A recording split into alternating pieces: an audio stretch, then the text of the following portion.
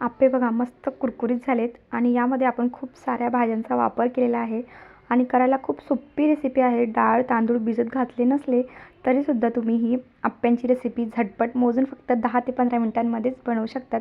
चला तर मग पटकन रेसिपीला सुरुवात करूया। तर इथं मी 1 वाटी रवा घेतला आहे। 1 वाटी रव्यासाठी अर्धा वाटी आपण दही घेणार आहोत। दही छान आधी फेटून घेतलं आहे, अर्धा वाटी दही आणि यामध्ये थोडंसं पाणी आणि हे छान असं मिक्स करून घ्यायचं। पाणी खूप जास्त घालायचं नाही, लागलं तर आपण नंतर पुन्हा पाणी घालू आणि दाटसर असं आता याचं मिश्रण तयार करून घेऊया। आणि बघा हे मस्त असं मी फेटून घेतलं आहे सर्व आणि आता ह्यावर झाकण ठेवून हे 5-10 मिनिटांसाठी आपण रेस्ट करायला ठेवून देऊ। तोपर्यंत आपण काही भाज्या कट करून घेऊया। टोमॅटो, गाजर, कांदा, मिरची। जर तुम्हाला अजून कुठल्या भाज्या ॲड करायच्या असतील तरी चालेल, नाहीतर एखादी भाजी यातली कमी केली तरी काही हरकत नाही। तर चला आता इथं 5-10 मिनिटं झालेत, रवासुद्धा छान फुलला आहे। आता यामध्ये जाईल चवीनुसार मीठ। आता यामध्ये थोडंसं मीठ घालूया आणि अजून यामध्ये थोडंसं, हे मला थोडं दाटसर वाटते तर मी त्यामध्ये थोडंसं पाणी घालते आहे। पाणी घालून पुन्हा हे छान सर्व मिक्स करून घ्यायचं। खूप जास्त पातळ करायचं नाही, पण हे थोडंसं मला दाटसर वाटत होतं म्हणून यामध्ये थोडंसं पाण्याचा वापर करते। हे बघा अशी कन्सिस्टन्सी आपल्याला हवी आहे। आता यामध्ये आपण भाज्या घालूया।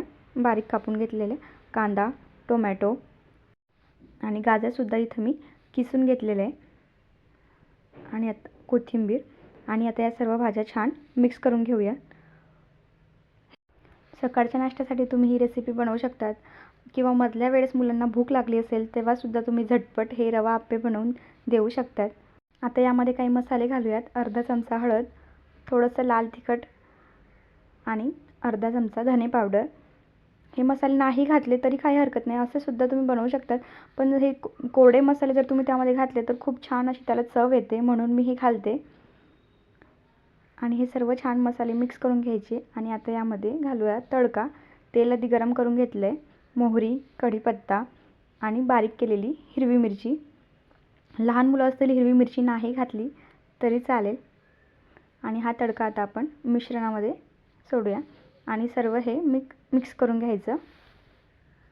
तडका दिल्याने काय होतं, खूप छान अशी त्या बॅटरला चव येते आणि आप्पे खायला खूप छान लागतात।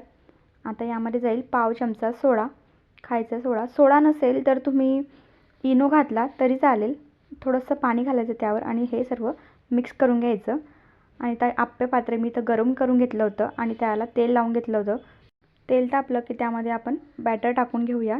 खूप जास्त फुल भरायचं नाही, नंतर काय होतं ते खूप फुलून येतात, म्हणून थोडं अर्धच आपण यामध्ये बॅटर टाकूयात आणि आता झाकण ठेवून एक 5 मिनिटं मीडियम गॅसवर शेकून घेऊयात।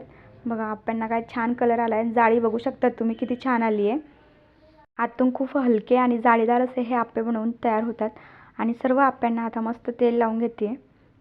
मधली जी 3 आप्पे आहेत ती पटकन त्यांना शेकली जातात, म्हणून त्याची आता बाजू चेंज करून घेऊया आणि दुसऱ्या बाजूने ते शेकून घेऊयात। आणि आप्प्यांना बघा जाळी काय छान आली आहे आणि बघा लेयर किती कुरकुरीत झालेत आप्प्यांचे। आतून सुद्धा तेवढेच हलके आप्पे होतात आणि बाकीचे आप्पे तसेच झाकण ठेवून आपण 5 मिनिटांसाठी पुन्हा शेकून घेतलेत। आणि आता दोन्ही बाजूंनी आप्पे छान कुरकुरीत होईपर्यंत 5 मिनिटांसाठी पुन्हा आपण शेकून घेऊयात। आणि इथं 5 मिनिटं झालेत आणि आप्प्यांचा कलर आणि बघू शकता तुम्ही किती छान आला आहे आणि अगदी कुरकुरीत असे हे आप्पे तयार झाले आहेत आणि जाळी बघा आप्प्यांना काय छान आली आहे। आतल्या बाजूने सुद्धा तेवढेच हलके हे आप्पे होतात। तर मस्त झटपट असे हे रवा आप्पे बनवून तयार आहेत।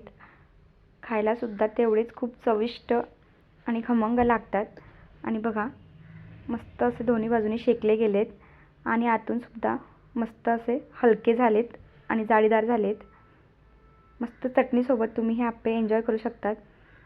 तर कसा वाटला आजचा व्हिडिओ मला कमेंट करून नक्की सांगा आणि व्हिडिओ आवडला असेल तर व्हिडिओला लाईक करा, शेअर करा आणि सबस्क्राईब करायला अजिबात विसरू नका। तर भेटूया अशा छान छान रेसिपीसोबत। बाय।